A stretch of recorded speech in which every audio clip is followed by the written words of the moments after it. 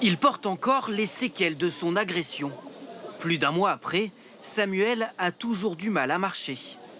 Cette nuit-là, à la sortie d'une boîte de nuit marseillaise, il dit avoir été violemment pris à partie par deux hommes en raison de son homosexualité. J'entends des sales gays, des insultes homophobes. Et au bout d'un moment, je parle, je me défends. Et donc là, il y a une petite altercation qui arrive, donc des videurs nous séparent et tout. Et à un moment, le mec, il prend sa voiture. La suite a été filmée comme on peut le voir sur ces images amateurs fournies par la victime. Nous avons choisi de ne pas vous le montrer, mais le véhicule le percute à pleine vitesse.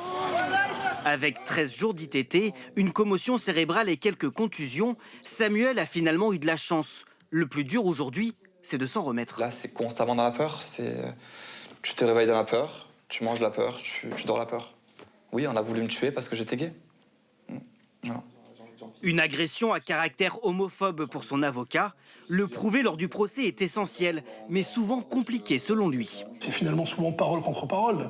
Là, on est dans un cadre avec beaucoup de monde, avec des témoins, mais c'est pas souvent le cas. Souvent, ça se passe plus en intimité, plus en face à face. Ces agressions physiques envers les personnes LGBT sont de plus en plus nombreuses. 184 cas recensés en 2022, soit un tous les 2 jours, un chiffre en hausse de 28% en un an. Mais toutes les victimes ne témoignent pas, selon SOS Homophobie. C'est probablement une sous-estimation. C'est pas évident de...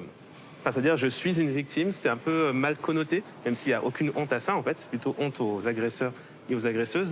L'association rappelle aussi que même si la majorité des agressions se font dans des lieux publics, plus de 30% d'entre elles se passent dans le cadre intime de la famille ou du voisinage.